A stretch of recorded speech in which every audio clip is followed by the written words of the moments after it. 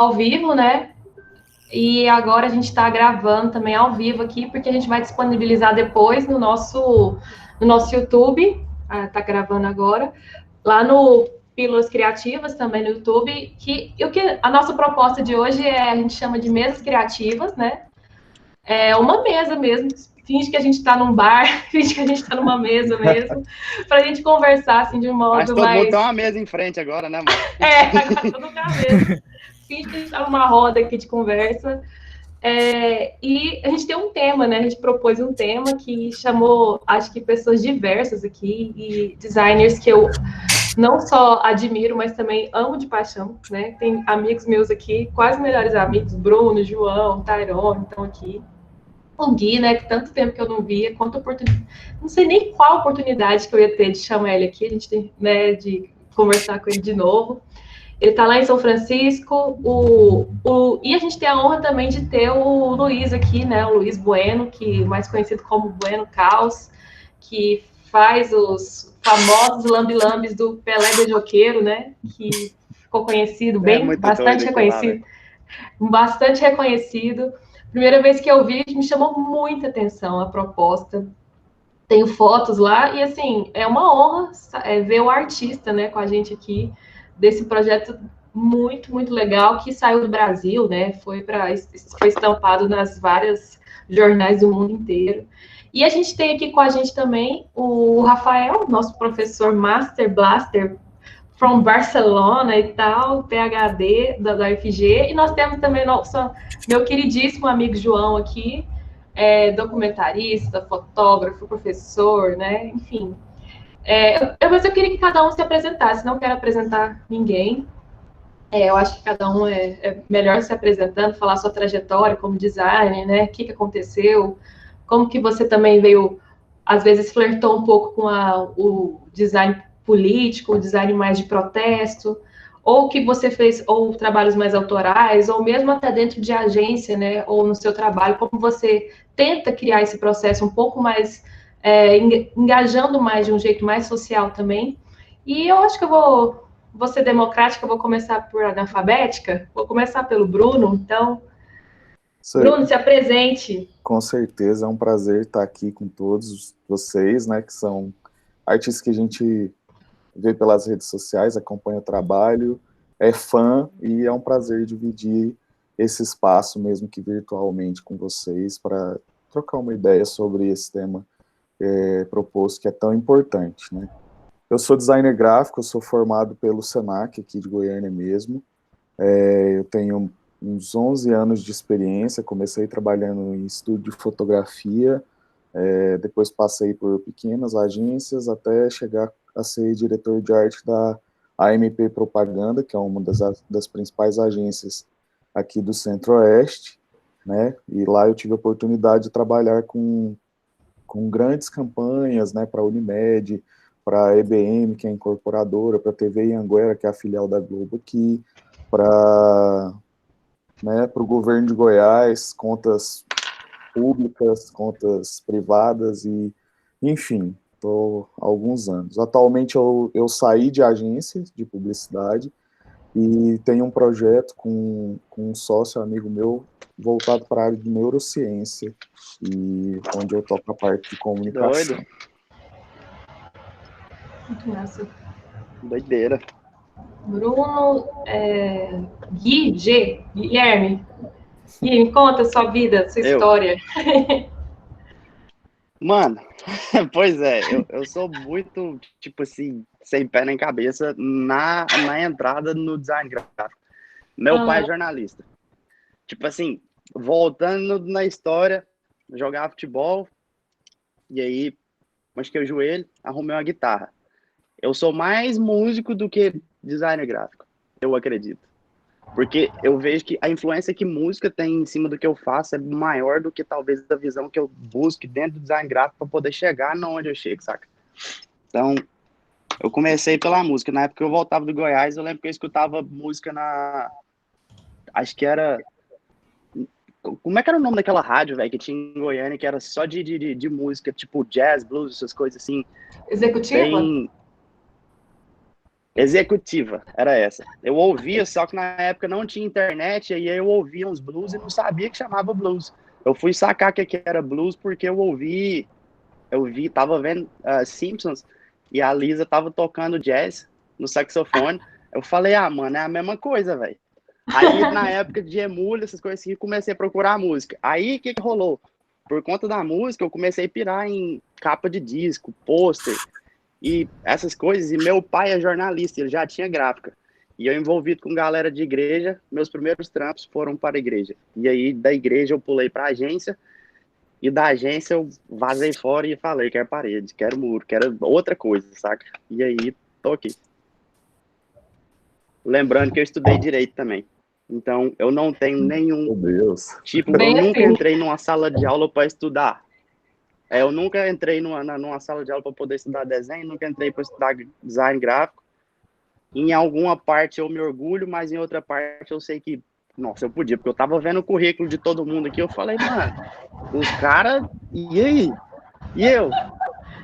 Saca? Mas, assim, eu vejo que eu vou muito no cheiro das coisas, assim, e tá dando certo, velho, tá indo, saca? Tá funcionando. E esse sou eu. Lá da Aurora. Gente, você tem que conferir os designs do Guilherme, são muito incríveis. São muito, muito incríveis. Inclusive, tá aqui porque eu lembrei dele, porque ele fez um sobre Minneapolis, né? Que tem uma mão assim pegando fogo. É incrível, assim. Depois você deixa seu aqui no chat pra gente ver seu Instagram, Gui. Tem murais assim incríveis que ele faz. Então, o próximo nosso aqui convidado é o nada mais nada menos que o Luiz, né? Mais conhecido como Bueno Caos. Luiz, se apresente, conte pra gente quem você é na fila do pão. Bom, é Luiz Bueno, eu sou formado em design gráfico lá na Unesp, né, onde eu conheci o Rafael. Trabalhei como designer por um tempo, logo que eu me formei, aqui em São Paulo, em editoras e tal, fazia muita ilustração, trabalhei um tempo como freela.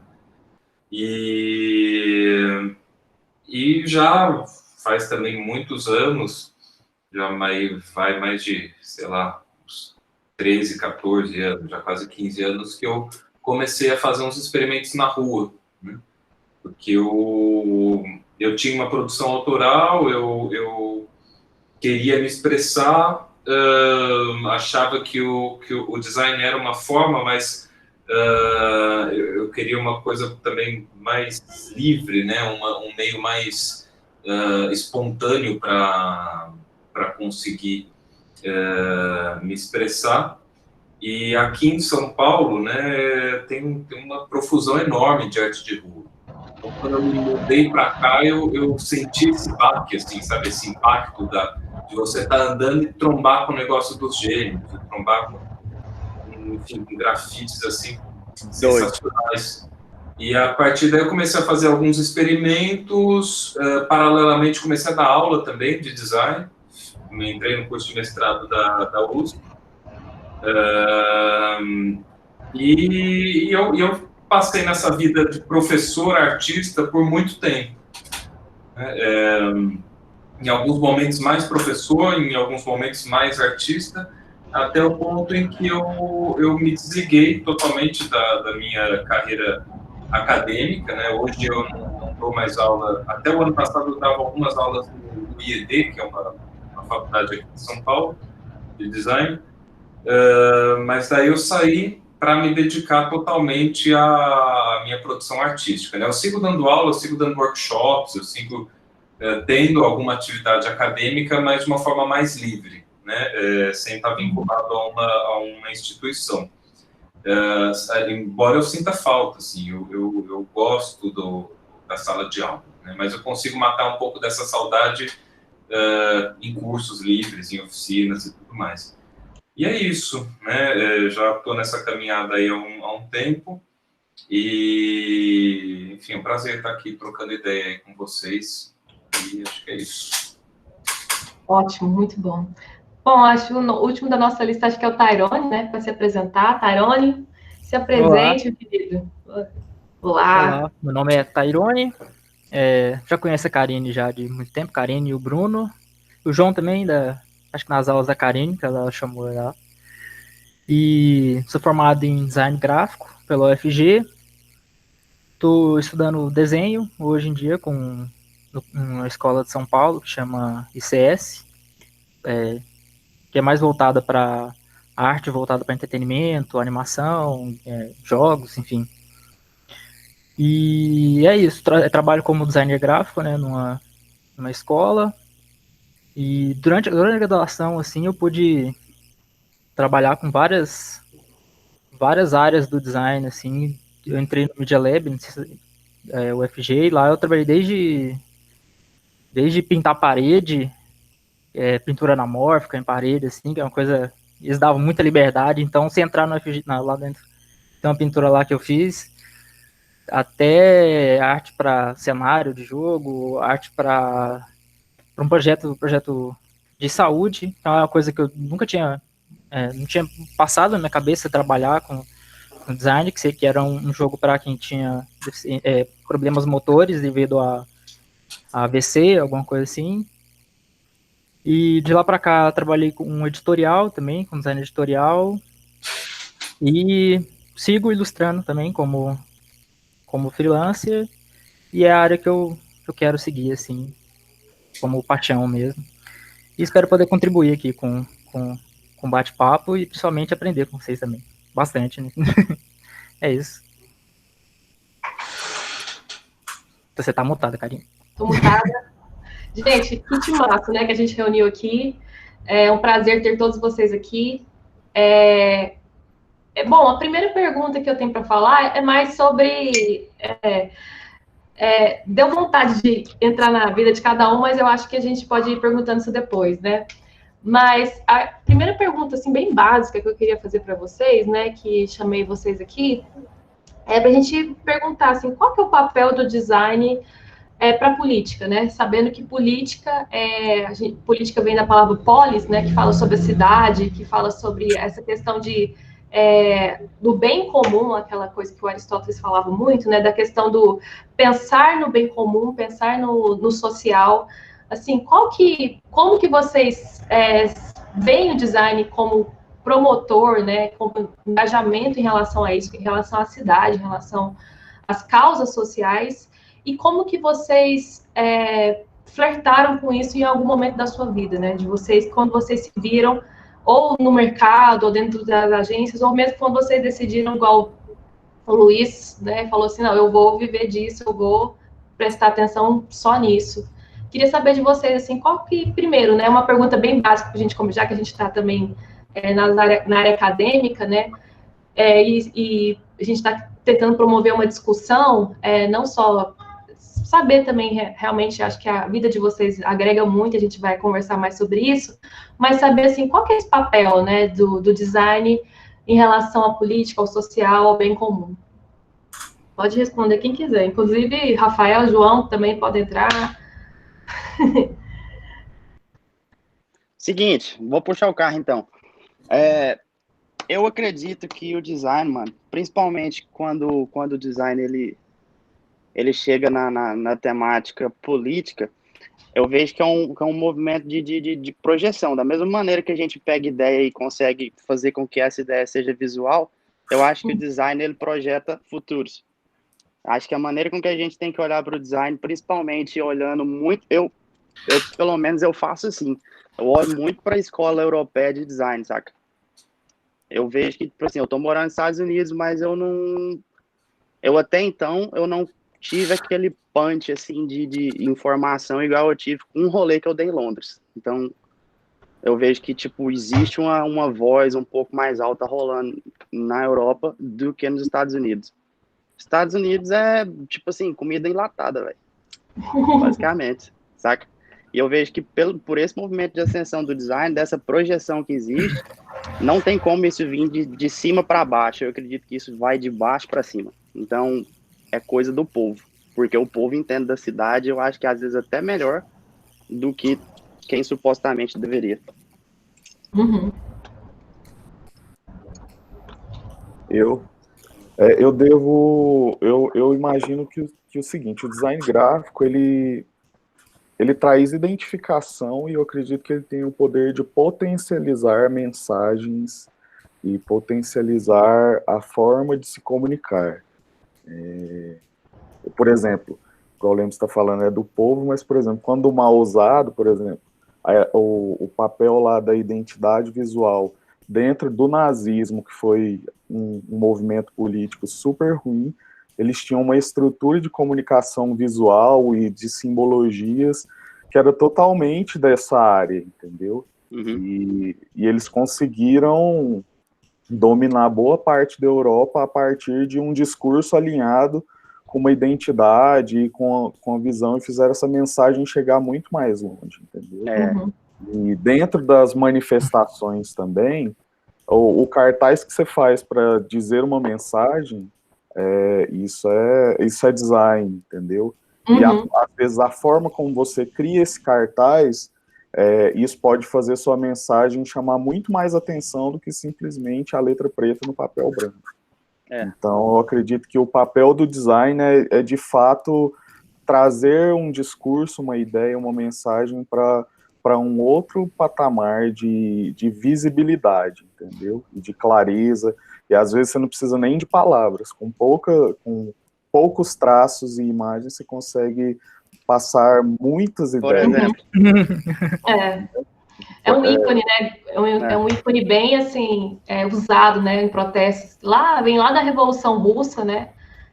É usado pelos Panteras Negras, né?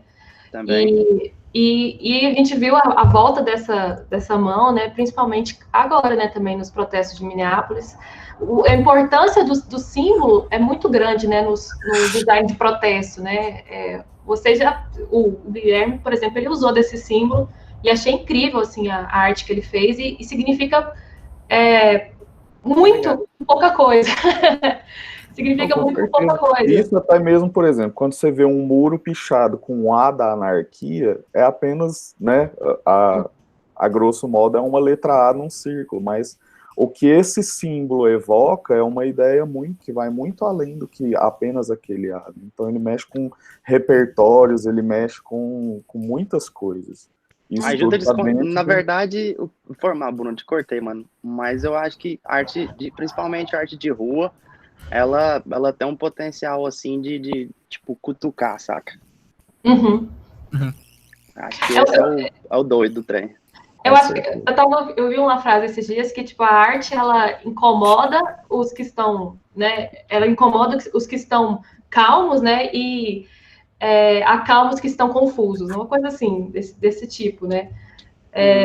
A gente tira da zona de conforto quem está confortável e acalma quem está precisando, querendo falar algo, né?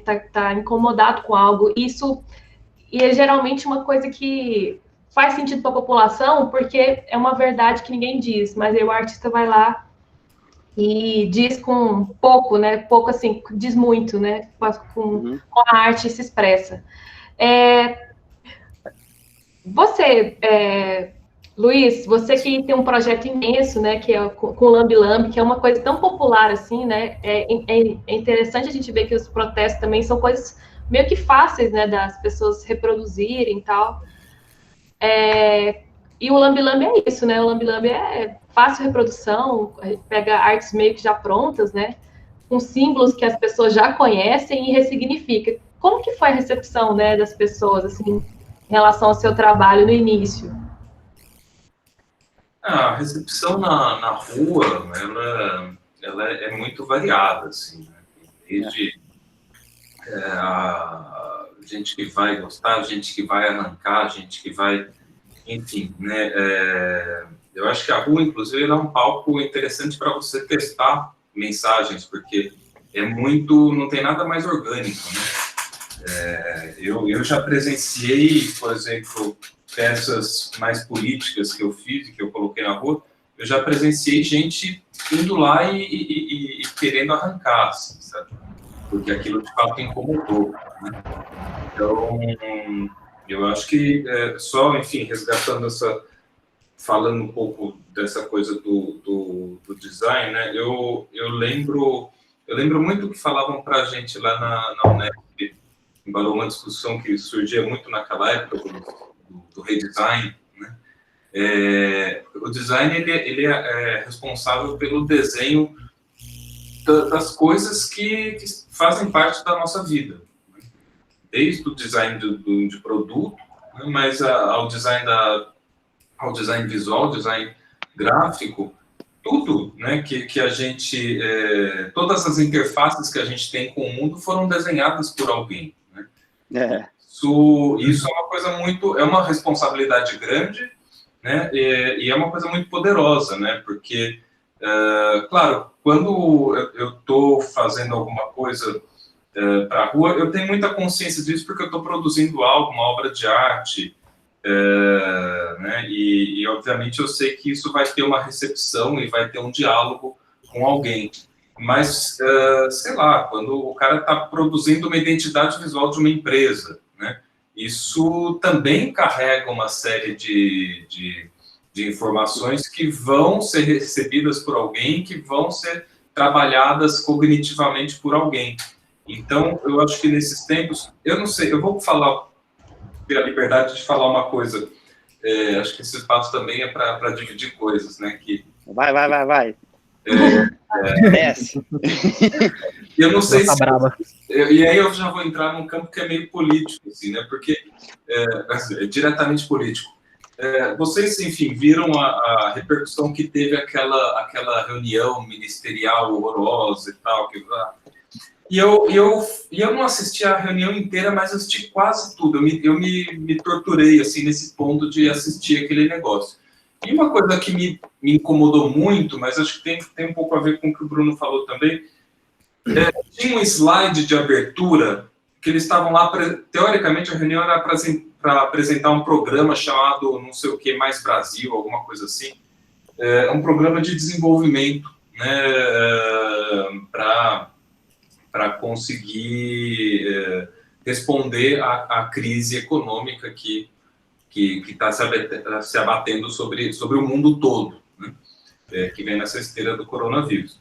E aí, no slide de abertura, tinha o nome do programa, que eu já não me lembro agora, e tinham várias crianças, né? A simbologia das crianças para dar esperança e tal, não sei o quê.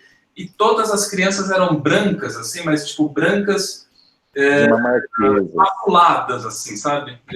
Crianças europeias, né? Moço, nem a Parmalat usou só criança branca, velho. Por que... Ah, não. Pois é. E aquilo me incomodou de um tanto, mas, assim, é claro, sabe? Isso tem a ver com o projeto deles. Isso passa a mensagem que eles querem, que é isso, que é um Brasil focado naquele recorte social, né? Mas, assim, eu na minha experiência como professor, eu orientei muitos trabalhos, né? E, às vezes, eu via as pessoas usando signos desse tipo, sabe?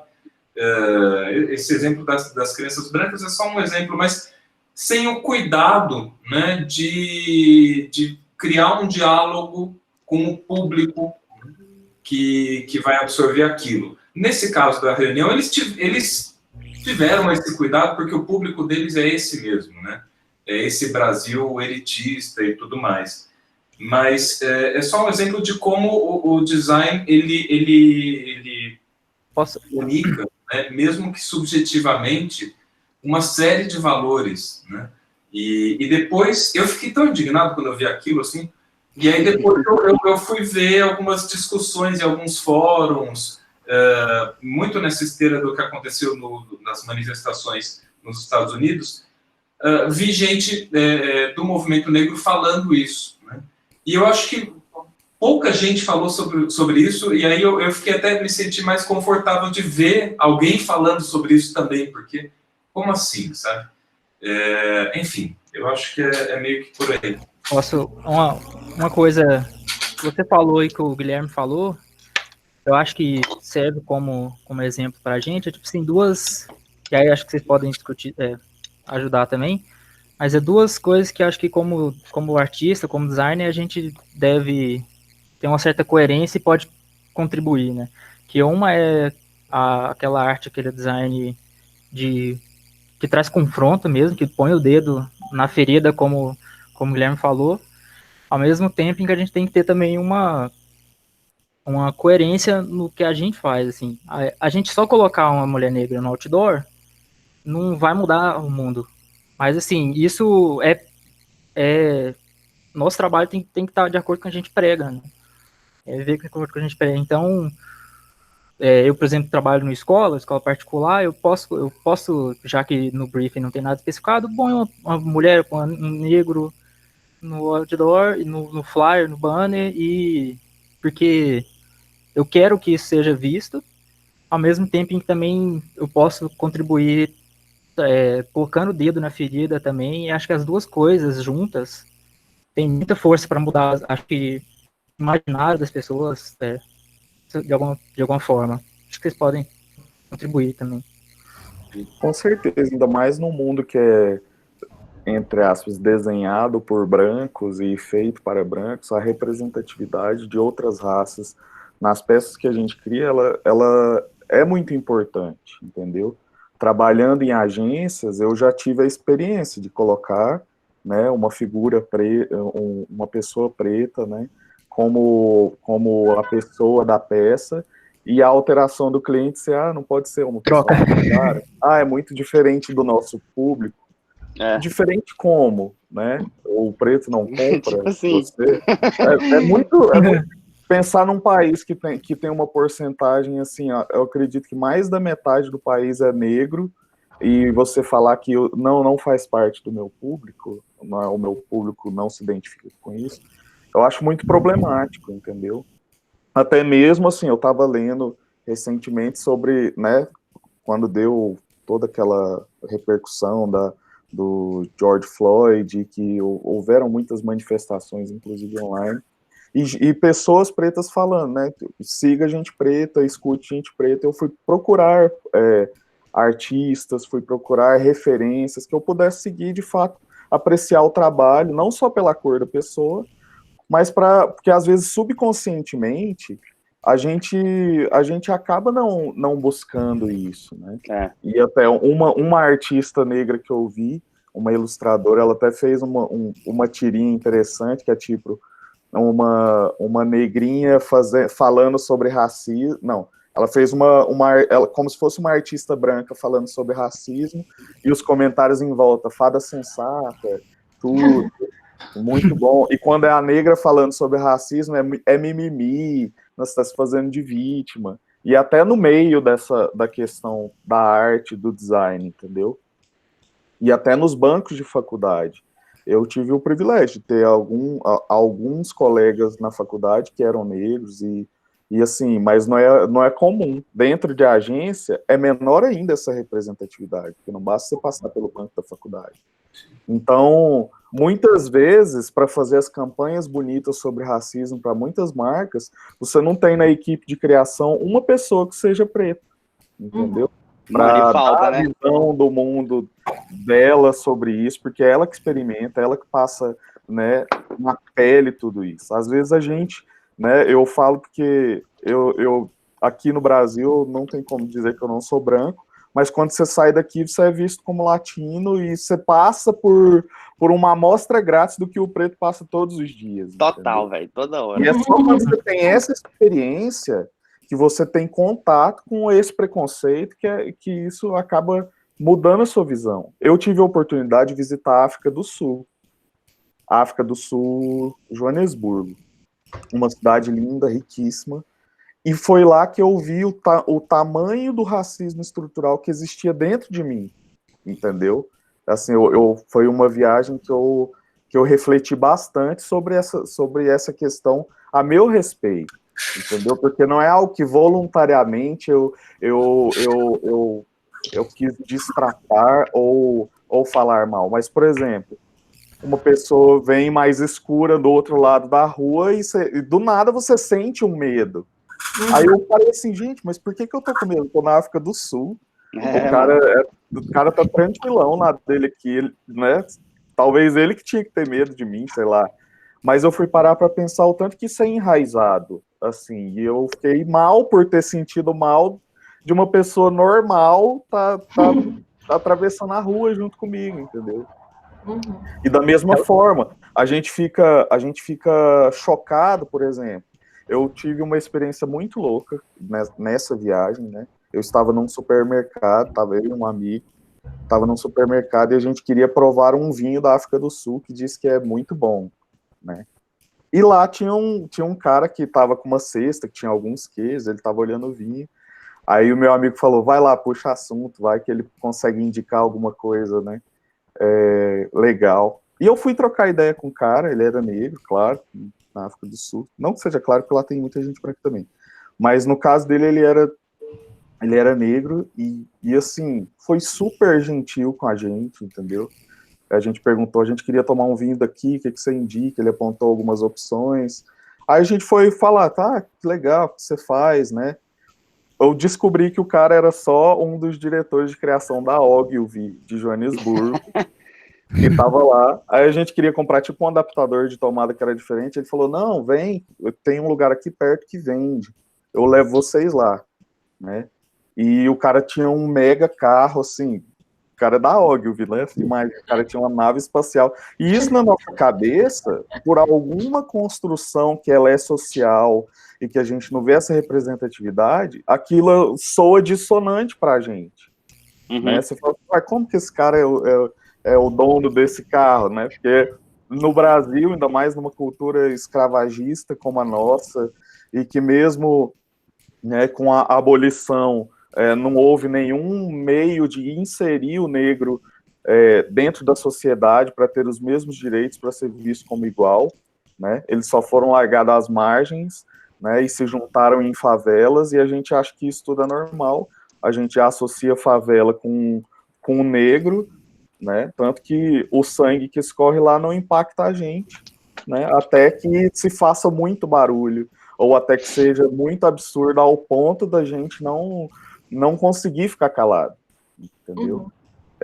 Então, foi uma experiência muito louca em termos de cultura, né?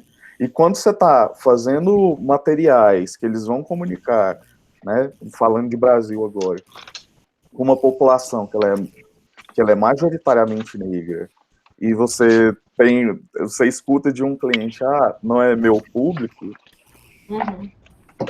é bem complicado, né? Uhum. Tem até uma discussão assim, que está rolando. Oh, perdão, gente. Pode falar, Camila. Posso falar, gente? Até que ponto, por exemplo, as marcas podem se apropriar dessa pauta, né? Porque, igual, tem muita... a H&M, só um exemplo que eu lembrei aqui agora, ela faz parte de uma associação de anti-escravagista, né? Para não ter. Só que ela também está no ranking das empresas que mais tem trabalho escravo lá dentro. Né? E eu vi que nessa onda do Black Lives Matter, muita marca entrou assim, nessa onda, né? Aí a gente fica aquela pergunta, será que é um reposicionamento mesmo, ou será que é um oportunismo de época, né? Teve um caso aí de uma loja também que criou como é que era? No caso da quarentena, que estava aumentando o número de violência doméstica.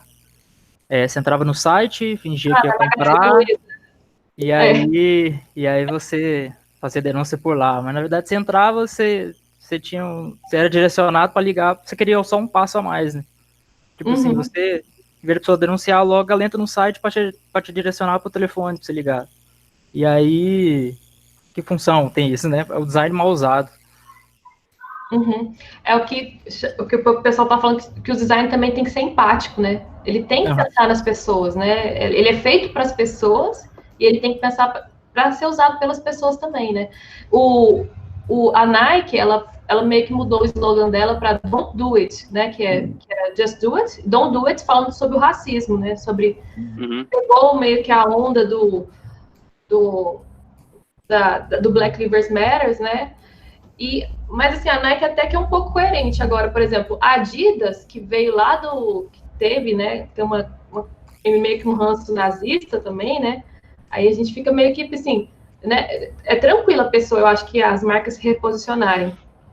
Por exemplo, a Skol também se reposicionou, né, ela era super usava o corpo das mulheres como associação direta às bebidas, tal, era super machista, e ela se reposicionou, né? Agora está com um discurso super feminista.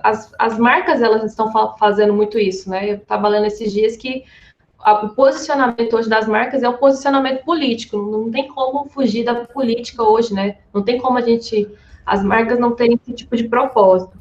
Mas há muitas marcas que elas são oportunistas mesmo, né? Elas, né, não são interessantes, são interesseiras, né? Que a gente fala, né? Uhum. Eu acho que, na verdade, às vezes a gente associa muito a política a uma política partidária, né? Uma política ligada a questões mais de eleição, política eleitoral. Mas eu acho que quando a gente fala de política, a gente tem que lembrar, nós, os seres humanos, as pessoas, nós somos seres políticos. E todas as escolhas que a gente faz na nossa vida, no cotidiano, são políticas. Então eu acho, tirando desse universo partidário, não tem jeito, tudo é política. Tudo que a gente fala, as escolhas, tudo é política. Tem até o Foucault, né, micropolítica do poder. Então, quer dizer, eu acho que talvez essa questão política ou até ativista tenha ficado agora muito evidente, mas isso sempre existiu, né? Se a gente for pegar até o exemplo que a Karina deu da Revolução Russa, os artistas do construtivismo russo tinham uma relação direta com, né, a Revolução Russa. Se a gente for pegar dentro do próprio campo da publicidade e propaganda, o que é propaganda? Propaganda é algo completamente ligado a uma ideologia, é completamente ligado à política. Mas o que eu acho legal dessa história do ativismo é que ele extrapola esse campo político, ou que a gente poderia chamar de um campo da militância, né, da militância ligado a um partido, e ele extrapola. Então, a gente tem ativismo que pode ser um ativismo político, que pode ser um discurso contra uma posição política, mas a gente tem a Greta, que é uma ativista ambiental, a gente tem ativista LGBT, a gente tem ativista agora, né, com essa questão que surgiu agora nos Estados Unidos, que é um ativismo negro. A gente tem milhares de ativismos que eu acho que eles são transversais e um pouco maiores que questões, digamos, político-partidárias, né? Eu acho que esses ativismos, eles atravessam campos que não estão tão restritos a campos políticos partidários, seria de militância. Político-social, né? Seria esse o nome, será? Cara, eu Tô acho perguntando pro professor, mano, porque eu não fui na escola, velho. Cara, olha, não sei, a gente tá aqui para conversar disso. Eu acho que talvez sim. Eu não sou especialista nisso, mas eu acho que sempre vai envolver o social, mas é isso justamente que é o meu ponto. Quer dizer, eu acho que esse ativismo, ele é social, ele é cultural, ele é ambiental, ele ele é muito amplo, né? Por exemplo, agora mesmo que tá rolando, foi mal, pode falar, toca. Não, se eu falar, ligar uma coisa que o Bruno e que a Karine disse, que eu acho assim que hoje em dia, assim como, por exemplo, a ergonomia já é uma coisa já internalizada dentro do design, né, que a gente tem que criar as coisas pensando nas pessoas, são para as pessoas. Acho que cada vez mais a empatia também vai assumir um lugar assim.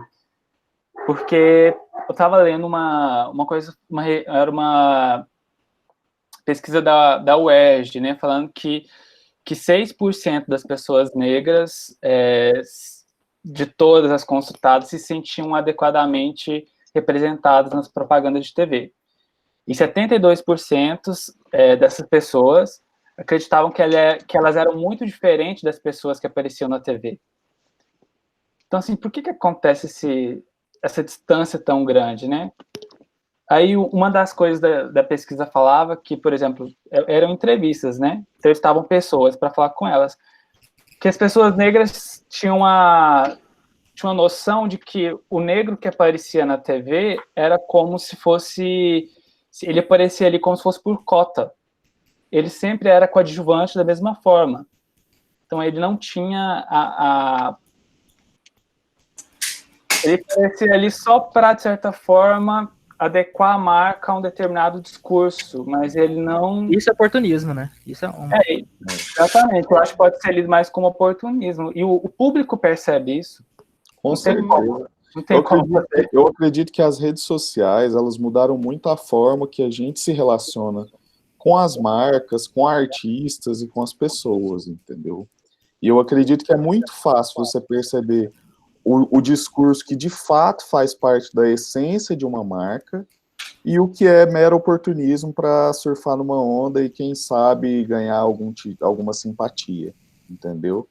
Porque o que mais tem são empresas, por exemplo, que pregam sustentabilidade em suas campanhas, mas, né, nos seus processos internos de fabricação do seu produto, pouco importa o aproveitamento dos materiais, se são ou não biodegradáveis, se tem ou não esse tipo de coisa. Da mesma forma, lançam campanhas lindas e maravilhosas sobre o feminismo, mas nos seus quadros de gestão, pouco tem em termos de representatividade, né? Ou a disparidade dos salários entre homens e mulheres com as mesmas funções continua a mesma, e da mesma forma com negros, né? Pode colocar um negro numa campanha para colocar essa diversidade, mas o seu quadro de funcionários é 95% brancos, né?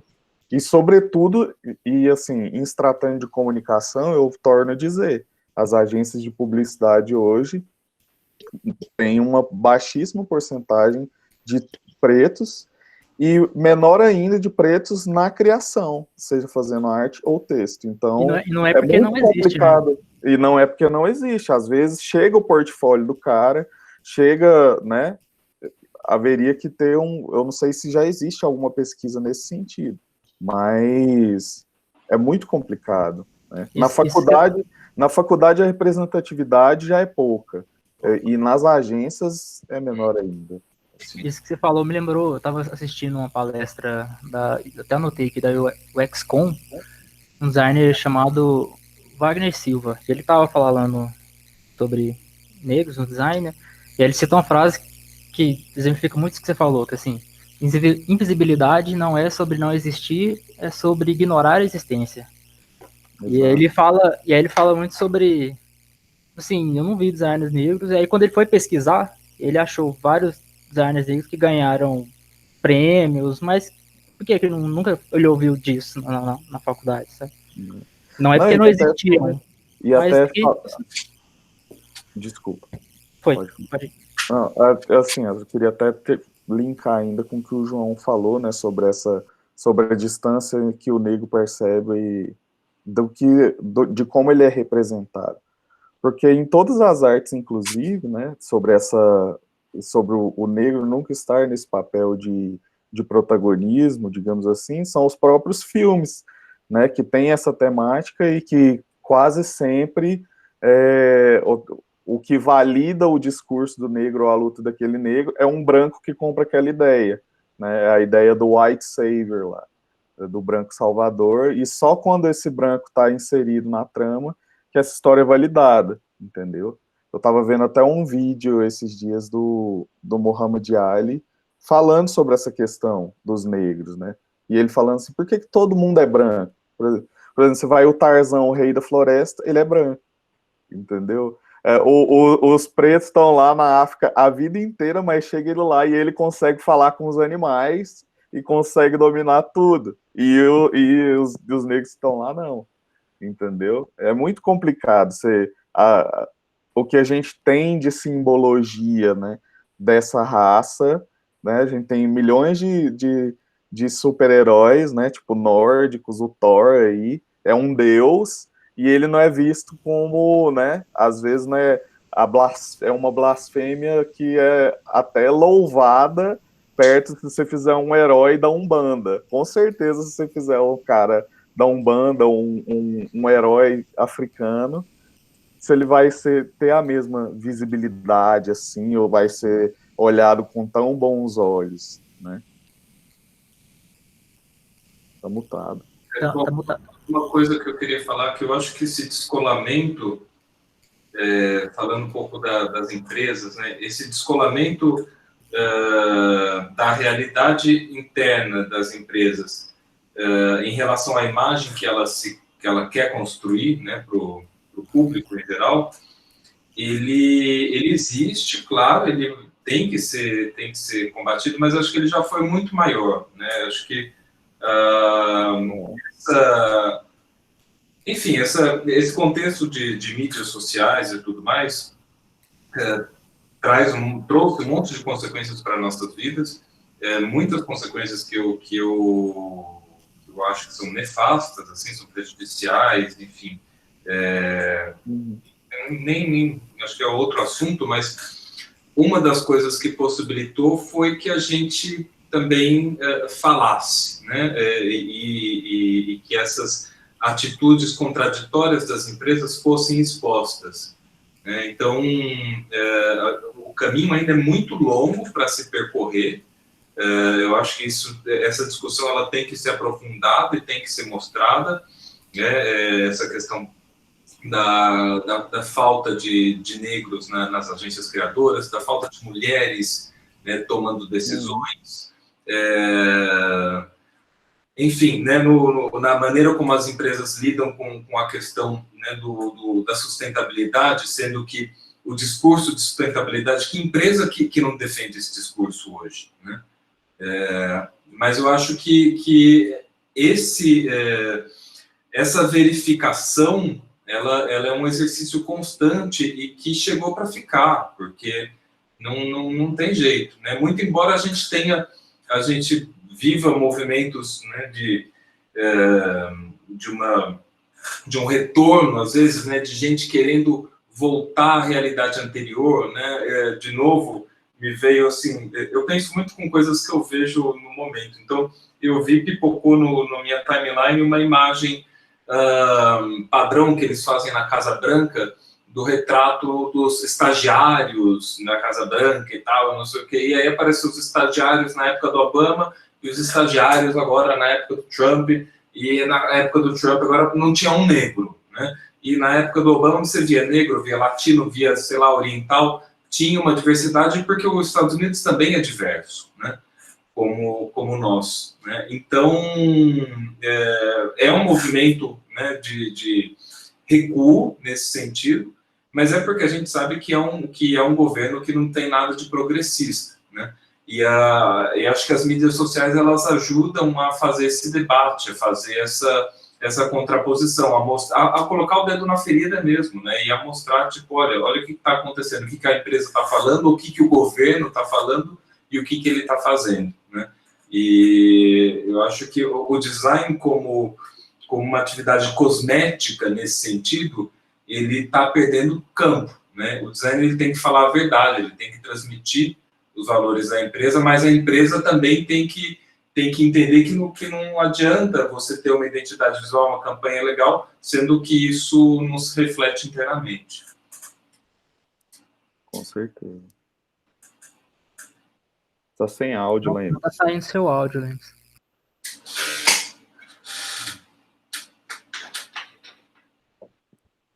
Aí. Não, ainda não. Tá sem áudio mesmo, gente. Alô, som. O microfone não tá funcionando, eu acredito. Eu tô vendo ele muito iluminado, né? Ai, gente, eu voltei? É porque eu caí aqui. Tá aqui, voltou. Voltou? Então tá bom. Ai, que bom. Tá gravando ainda, graças a Deus. Uma coisa muito legal que eu vi também era falando, acho que era um artigo da New Yorker, dizendo que a revolução ela não será feita pelas marcas. Que de certa forma é legal interessante quando isso chega nas marcas. Só que o fato dela ter chegado nas marcas, isso é só um pedacinho de um processo muito maior. E, de fato, não são as marcas que vão gerar a mudança. Elas estão ali porque elas captam, elas são, de certa forma, uma antena, que elas captam isso porque elas sabem que o comportamento do consumidor está mudando. Uhum. Então, também a gente não pode esperar tanta coerência das marcas assim. Claro, assim, esperar mais coerência é legal, ter essa fiscalização, só que a gente sabe que isso é muito complicado, que elas sempre vão ter jeito de, né? E no mesmo dia que eu vi isso, eu vi também que eles estavam, por exemplo, eles tinham percebido que as empresas estavam faturando menos por clique por milhão em anúncios, por exemplo, que estavam vinculados em páginas que falavam sobre protestos ou sobre o Black Lives Matter. Então, eles falaram, por que isso? Eles foram ver, porque as empresas pediam para que o anúncio delas não aparecessem, por exemplo, em páginas de conteúdo jornalístico associadas a protesto, motim, pessoas negras, gordo, feio, assassinato, enfim. É um tipo de tecnologia que a gente, sim, a maioria das pessoas não conhece, mas isso existe e essa gestão está sendo feita. E é a mesma empresa que coloca lá no Instagram tudo preto, sabe? Então... Mano, o bafafá que rolou aqui foi o TikTok, mano, fazendo isso, você pira? TikTok eu ouvi falar disso. Arrancou esse rolê aí, tipo assim, da rede. Aquela hora que eu tentei falar, eu ia contar que eu tô trabalhando para uma cervejaria aqui em São Francisco, e quem acompanha minhas coisas aí sabe que eu tô direto postando lata que eu tô fazendo, saca? E eu sou imigrante, e claramente existe um certo declive com relação ao contratar um imigrante ou não, isso é real. Mas eu tive a sorte de, no ano passado, como eu estava pintando muito mural ano passado, eu pintei um mural dentro de um restaurante para essa cervejaria e a ponte foi o mural. Aí os caras viram meus desenhos no Instagram e me pediram para poder estar com eles, para poder desenvolver rotas. Desenvolvendo rotas aqui e ali, acabou que teve a atual situação e aí a empresa é uma empresa que ela está alocada, uma das sedes deles está alocada em um distrito que é o distrito gay de São Francisco, que é a Castro, que inclusive foi, de certa forma, foi meu primeiro contato assim com o ativismo dentro do design, dentro da arte, saca? Quando eu colei em São Francisco, eu fui muito bem recebido pela comunidade LGBT e o que rola? Eu vejo que existe a necessidade para gente que talvez não tenha o conhecimento, o mais básico de tudo é você sentar na cadeirinha e ouvir, mano. Vai ouvir, saca? Eu aprendi demais num rolê que eu pintei para uma drag queen, que, tipo, eu comecei a ter noção de umas coisas assim que, mano, por que o mundo tá desse jeito, saca? Vamos mudar, vamos levantar isso aqui. E agora a gente teve a situação envolvendo Black Lives Matter, que é uma coisa que eu já havia acompanhado, já vinha acompanhando, tipo, eu acho que desde quando eu cheguei aqui, porque São Francisco é uma cidade completamente ativa. Você vai ver os gays metendo a boca no mundo, você vai ver os hippies fazendo deles, você vai ver a galera preta que tá vindo de Oakland, que tá dentro de São Francisco, funcionando assim, num alto nível de contestamento, assim, do que é que vocês estão fazendo, saca? E nesse processo, assim, de realinhamento de marca, vocês tocando nesse ponto, logicamente, eu tô trabalhando como diretor de criação dessa cervejaria e acaba que a gente tem que acompanhar o que está acontecendo, a evolução, porque eu vejo que desse ponto aqui que a gente chegou e aconteceu o que aconteceu agora, é daqui para frente, saca? Foi mais uma etapa que a gente ganhou, foi mais alto que a gente falou, e eu acho que é mais alto ainda que a gente tem que falar, e graças a esse tipo de movimento que rolou agora, a gente vai ter a possibilidade de cada vez mais ir limpando e descendo a cortina, saca? Ontem, estava no FedEx imprimindo uma prova de um pôster que a gente vai estar colocando na cervejaria e que esse pôster vai ser vendido lá também e toda a renda, logicamente, vai ser voltada para Black Lives Matter. E assim, durante o processo eu tive comunicando com pessoas negras, mas eu notei que eu estava falando mais com negros no Brasil, e que a matéria é a mesma, mas a maneira com que é discutida é diferente. E aí cara, eu preciso, tipo, alinhar esse negócio, né, velho? Aí falei com um amigo meu de Los Angeles, ele falou pra mim, mano, do jeito que você fez, ok. Aí eu fui ontem no FedEx, e aí, na hora que eu tava pagando, tinha uma galera preta do meu lado. Cheguei nos caras, falei, mano, eram as minas. Falei, mano, lógico que eu não falei, mano, né? Aí eu perguntei, eu falei, ó, só me dá R$ 1 aqui. Isso aqui que eu tô fazendo condiz, eu quero aprender, eu quero que vocês me falem. Cara, você precisa de ver o olhinho, velho, da galera. Tipo assim, velho, você tá fazendo isso, que coisa bonita, e tarará. Foi uma coisa, assim, que me foi uma super resposta, não pelo fato de, tipo assim, nossa, eu tô fazendo um trem foda, saca? Mas eu vi que, tipo, a gente ouvindo, a gente ajuda demais. E a partir do momento que você tentou, você ouviu, e que existiu um progresso naquela tentativa de ajuda para que a gente tire essa coisa horrível que é racismo, tipo, da nossa vida, tipo, de onde a gente vive, de como a gente vive, eu acho que ouvir de quem leva no couro, mano, é essencial. Não tem como a gente tocar nenhum projeto que seja no âmbito ativista, seja no âmbito gay, seja preto, seja religioso, seja político. Mano, a gente precisa ouvir. Essa é a minha premissa, sabe? Esse é meu ponto. Aí, tá aqui o pôster. Vou mostrar pra vocês rapidão. Ah, que massa! Aí, assim, aqui agora, em julho, a gente tá em julho, né? Rola Pride, em São Francisco. Então, a cidade gira em torno disso.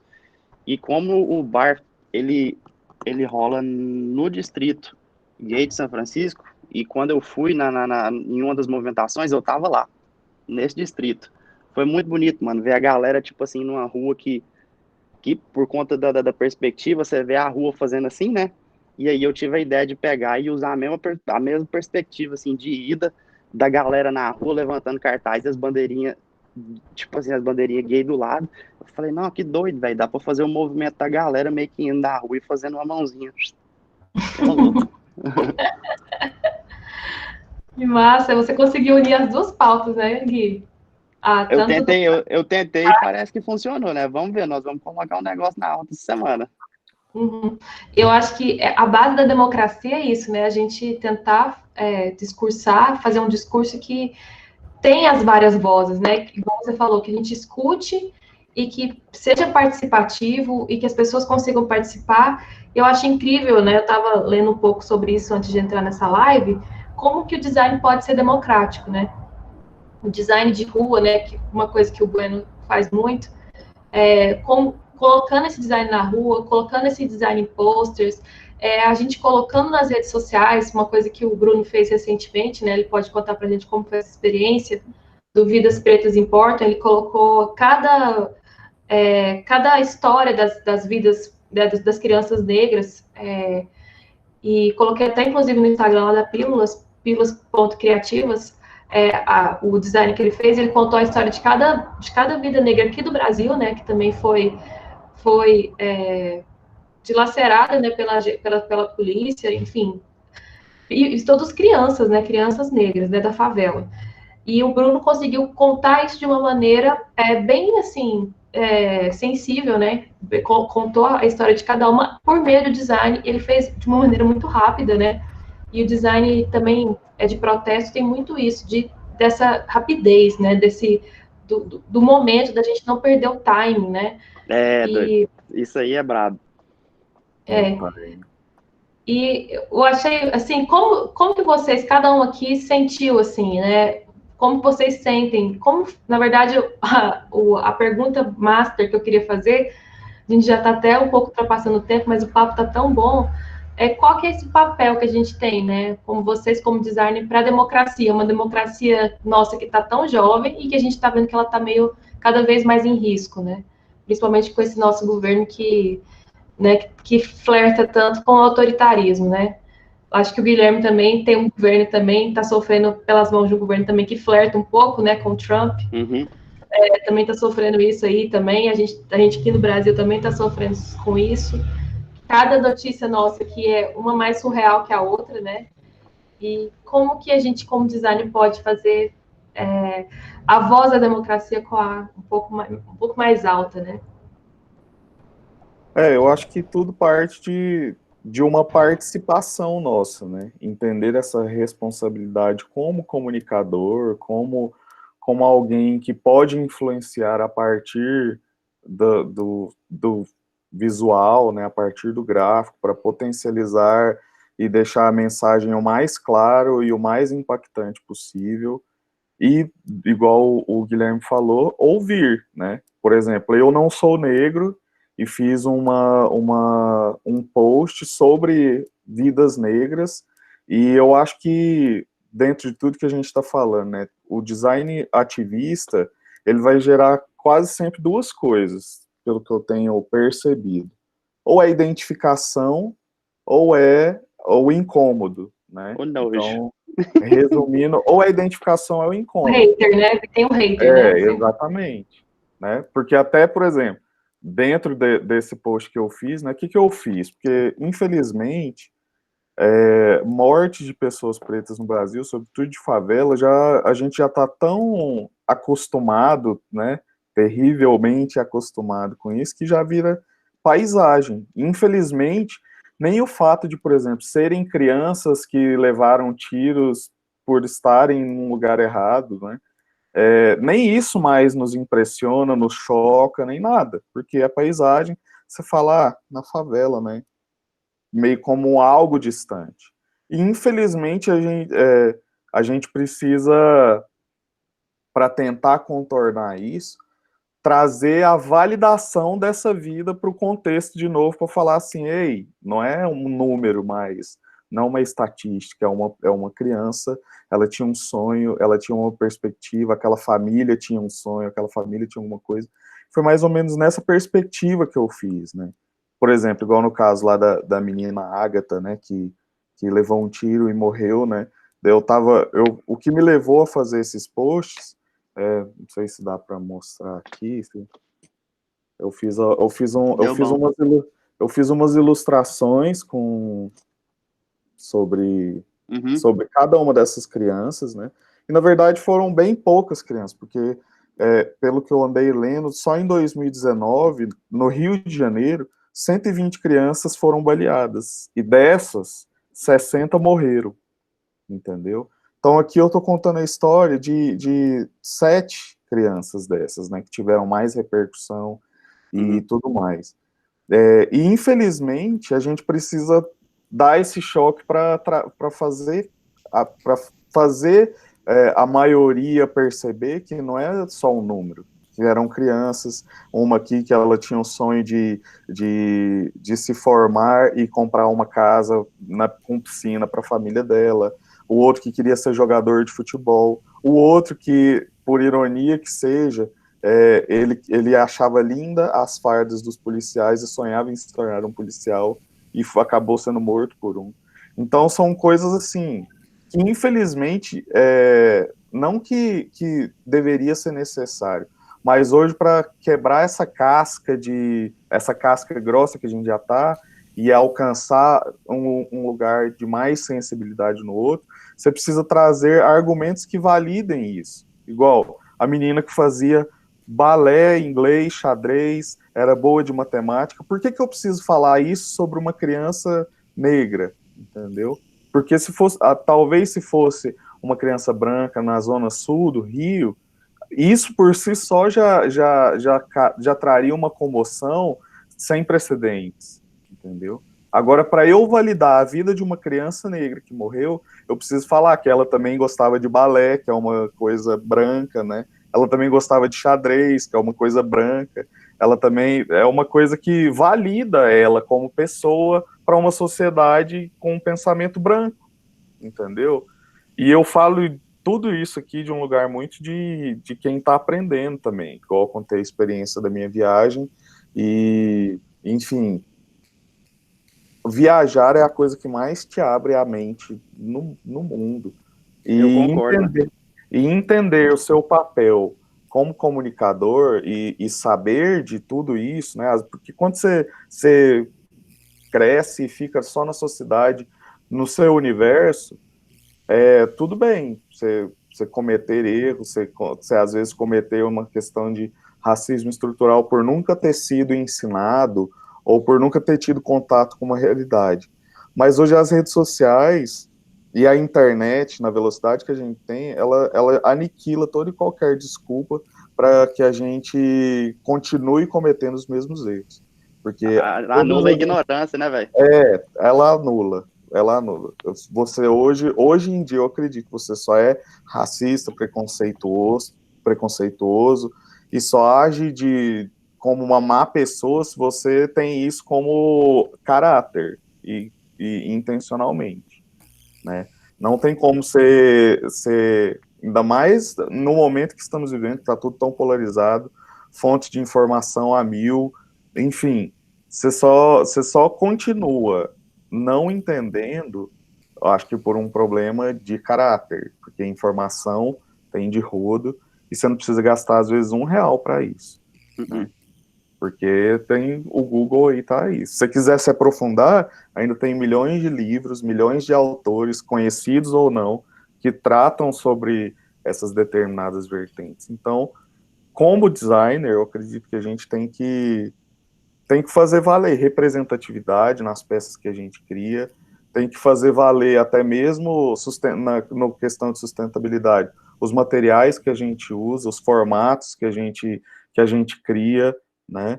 E assim por diante. Da mesma forma, as marcas, né? Se as marcas querem ser relevantes e, de fato, não só surfar numa onda de ativismo, que revejam seus processos desde do início, entendeu? Desde a criação e concepção do seu produto, a sua embalagem, ou a forma de prestar o seu serviço, que leve em consideração o desenvolvimento sustentável, né? Que coloque nos seus quadros de funcionários pessoas de cor, pessoas talvez de outra orientação sexual, mulheres em cargos de gestão, e que tenham ouvidos para ouvir, né? A sociedade, a voz das ruas, não no intuito de simplesmente fazer algo que agrade para ter um lucro maior no final do ano e os processos e tudo continuar a mesma coisa.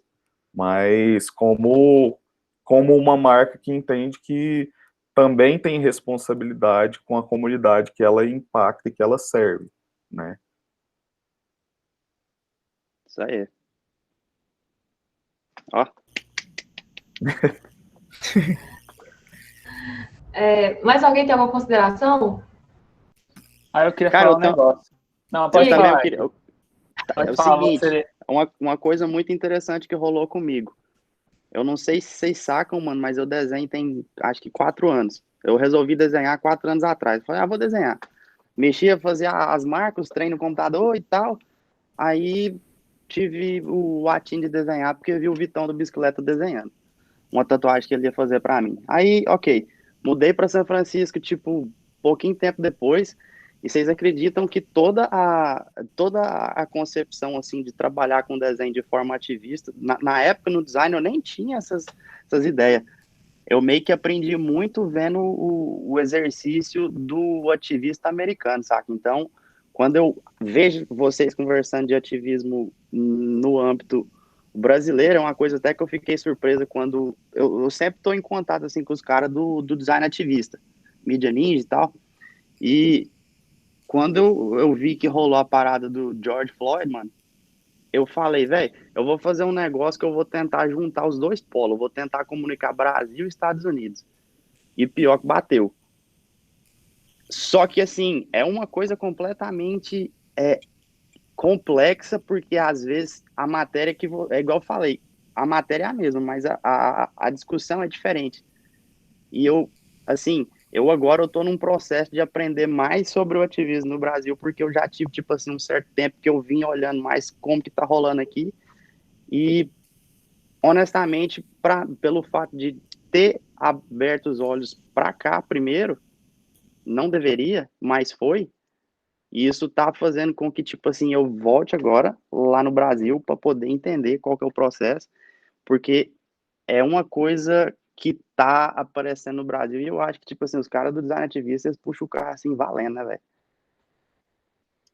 Uma galera muito, muito, muito, muito massa ali. E uma última consideração que eu gostaria de deixar é que, se caso haja uma segunda parte de discussão dessa pauta, eu queria deixar dois nomes pretos: Jesus, Credo e Fábio Sofer, mano. O Fábio eu trabalhei com ele, amigaço meu, e Jesus é um cara que, tipo, Jesus direto. é sensacional Mano, mesmo. Zezé, Valido. eu chamei de Zezé. Zezé, o que eu faço, mano? Valido ou não? E ele é um cara, assim, sensacional. E ele tá violentamente, assim, produzindo coisa no âmbito ativista. E eu digo mais, Jesus vai ser um cara que vamos dizer que daqui 30 anos, ele vai ser um cara, assim, que vai ter os pés e a mão na calçada da fama de Goiás, mano. Ele é Com foda. certeza. E hoje, assim, até em se tratando que a gente falou da representatividade de negros em agência, ele é um dos caras, um dos poucos que estão em cargos de liderança, que estão na criação Sim, e que tem um trabalho fantástico mesmo, assim, brutal, de velho. Ele é ilustração, de monstro. direção de arte, incrivelmente incrível. Realmente a gente vai ter que fazer a segunda edição, ô, Rafa e João. A gente vai ter que fazer, não tem jeito. O João queria falar, João? O que você ia falar? Tinha uma consideração? Que eu acho assim, que esse movimento ativista pode ensinar muita coisa para a gente, assim, de forma geral. Acho que um traço muito legal é o trabalho colaborativo, o trabalho também descentralizado, fora de eixos principais, por exemplo, fora que é um processo, né?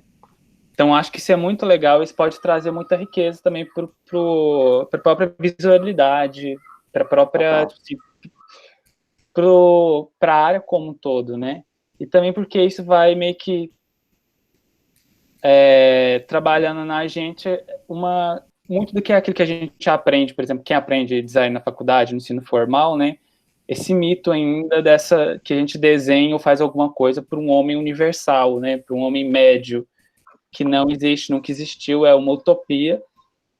E, de certa forma, desconstruir isso para a gente partir para, por exemplo, para o mundo do trabalho de uma forma diferente. Porque eu acho que é uma janela histórica que se abriu, que permite que a gente possa reconectar um pouco o mundo da vida e o mundo do trabalho. Muita gente que trabalha em agência se sente, tipo, muito mal porque sente que ele não faz, que aquilo não faz nada, ele não tem nada a dizer para a sociedade, como se realmente só alugasse o tempo dele para ele trabalhar para o outro. O design ativista, de certa forma, reconecta isso, assim, o que eu faço, meu trabalho com o mundo, com a minha vida, né? Então, acho que é uma coisa interessante que a gente tem que ficar de olho, porque eu acho que isso traz muito mais sentido e traz muito mais riqueza. E que as disputas estão aí, né? Então, se a gente pega, por exemplo, o verde e amarelo, a bandeira brasileira, hoje, nesse momento histórico, tem um sentido muito diferente. Nem sempre foi assim. E a gente sabe que daqui a alguns anos, talvez não seja, essa seja somente mais uma camada de significado, mas as coisas estão em disputa, as formas, as cores, a gente sabe disso, né? E a gente tem que lutar por eles. Não exatamente, estou falando pela bandeira, mas assim, no sentido de o que significa ser brasileiro. A gente vai estar construindo isso agora. Isso é parte de um processo. Verdade, mano. Então, a gente está consciente disso. Eu acho que é muito legal ter essa antena. Não é só uma coisa de um momento, não, mas é parte de como o Gui falou, né? É um daqui para frente. Isso inaugura um tempo que agora as marcas não podem só fazer de conta que não existe. Vai ter mais cobrança em cima delas. E cara, também a gente doido. pensa. O doido que, tipo assim, se for olhar para trás aí depois de Peste Negra, foi quando rolou o Renascimento. Tô errado ou tô certo? Foi isso, não foi? Parece que teve Peste Negra até muito próximo, mas foi esse tipo de coisa, viu? Mas assim, eu tava vendo quem tava fazendo essa análise, velho. Teve alguém que eu, tipo assim, de relevância que tava fazendo essa análise, de certa forma, tipo, pegou a timeline do mundo e mostrou que logo depois de uma grande pandemia, rola sempre um movimento de esclarecimento social, porque a galera foi para casa, mano, o que você vai fazer em casa? Você chega numa hora do dia que você tem que pensar, você tem que refletir, porque senão você só vai ficar sendo aquela coisa boba dentro de casa, né? Aí é a hora que a galera instrui. E eu acredito que, tipo assim, em termos de evolução, o que aconteceu agora, nesse momento já em saída de coronavírus, eu vejo que esse movimento usando a palavra que a notícia preta usou, eles usaram um termo, mano, que eu tô tentando lembrar aqui agora, eles ao invés de falar esclarecendo, escurecendo, eu achei fodástico, eu falei, velho, que português maravilhoso, saca? E aí, o que eu vejo que o que está acontecendo agora com relação à saída, essa revolução cultural que eu vejo que está acontecendo, é uma repetição de agenda global para poder falar, beleza, nós tivemos um breakdown aqui, mas nós vamos levantar e vamos levantar com a matéria completamente assim.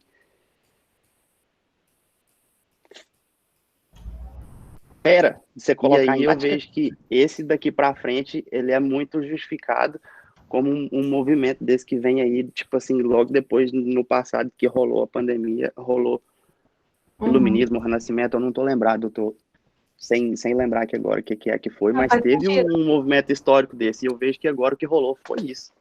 Tá? Rolou essa faísca. Se não fosse a pandemia, a gente não tava aqui, né?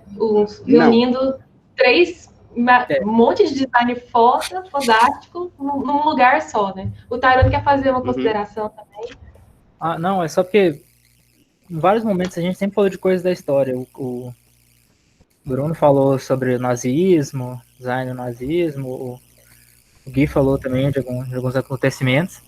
Eu tava vendo ontem uns protestos que estavam rolando, que estavam derrubando estátuas, derrubando monumentos, porque eram de pessoas, sei lá, escravagistas, que tinham estátua lá, que foi feita há 100 anos atrás, a homenagem a ele, e aí isso me fez muito pensar, assim, em como a arte desse tempo, assim, como a gente quer ser lembrado, né, o que a gente quer passar, assim, às vezes o mural que você faz vai estar ali daqui a 20 anos, o que a gente vai querer que aquilo signifique ainda? Se aquilo tem algum peso. Símbolos, né?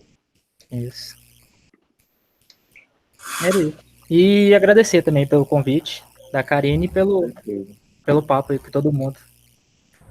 Gente, é muito pano para manga, assim. Eu acho que nós vamos... Já vou deixar até aqui o convite público, gravado, para convidar todos vocês já para uma segunda parte, para a gente continuar o papo, porque eu acho que eu, pelo menos, fiquei com essa sensação de que daria para ficar mais tempo aqui ainda conversando. Parece que a gente só começou né, agora que está esquentando vai ter que acabar, né? Então deixa aí o convite para uma segunda parte, que eu acho que vale a pena a gente fazer aí uma segunda parte, inclusive até tentando já trazer essas sugestões do Guilherme, né, esses nomes que o Guilherme sugeriu, eu acho que seria interessante. Vamos ver se a gente amplia a mesa. E eu queria só... Feminina, desculpa, a gente ia ter uma representante feminina, só que de última hora a Vitória também seria interessante a gente trazer essas mulheres também, né? Quem sabe nessa segunda parte a Vitória tem condições de participar, né? E tem outras também, né? Sim, mas eu queria só fazer uma consideração a respeito da pergunta da Karine. Eu acho que é uma pergunta muito importante, quer dizer, eu acho que uma das coisas que talvez a gente possa pensar em como o design, e talvez não só o design, como todas as profissões podem, e as áreas do conhecimento podem contribuir para a democracia, o movimento democrático. Eu acho que o Guilherme, eu acho que ele foi muito sintético e feliz na colocação dele, que é ouvir as pessoas, né, Guilherme? Respeitar as pessoas, ouvir as pessoas, sentar, ouvir, prestar atenção, dar voz a essas várias pessoas, quer dizer, a gente foi falando, né, quer dizer, o Brasil é um país diverso, né, de pessoas um país de imigrantes, um país de pessoas de muitas raças, um país que tem, né, negros, índios, imigrantes, quer dizer, então, se a gente não respeitar toda essa multiplicidade, a gente não vai ter uma democracia. Eu acho que isso é essencial para qualquer profissão, não só para o design, mas ouvir essas pessoas, respeitar essas pessoas, e muitas vezes eu acho que a gente no design, talvez até nos artistas, a gente tem a gente quer se expressar e a gente acaba trazendo muitas vezes a nossa voz. Eu acho que a democracia é também dar voz às outras pessoas, sabe? Total. Trazer outras vozes, outras pessoas junto com as nossas vozes. Eu acho que muitas vezes, um diálogo e uma voz mais assim múltipla, mais que traz outras vozes junto, outras opiniões junto com a nossa própria opinião, com a nossa própria voz, né? Eu acho que talvez um pouco do problema que a gente está tendo, não só no Brasil como no mundo hoje, essa falta de respeito, né? Não respeitar essas vozes, não respeitar essas pessoas, essas diferentes, um pouco até do que o João falou, achei super legal, quer dizer, né? Esse tentar sintetizar tudo num ser humano, né? Num médio, padronizar tudo, né? E isso não existe, né? A gente é diferente, cada um é de um jeito, pensa de um jeito. Então, eu acho que é isso que é a grande questão democrática, né? Boa, Rafa, é isso aí, mano. Eu ouvi, né, velho? Gente, foi incrível, foi muito bom. Nossa, eu tô com dó aqui de parar de gravar.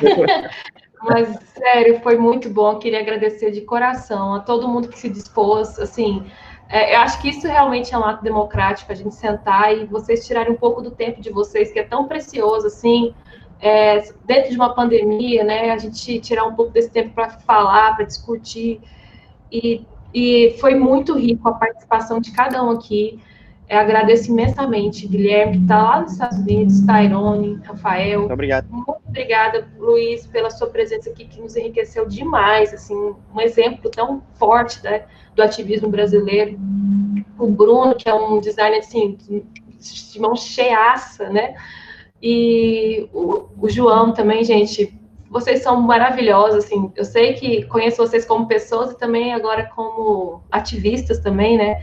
Que a gente possa continuar engajado, né, mostrando que o design vai muito além das proposições mercadológicas, né, vai muito além do design de um produto, de uma embalagem, mas ele vai muito além disso, ele está a favor também do bem comum. Muito obrigada, gente, eu agradeço demais.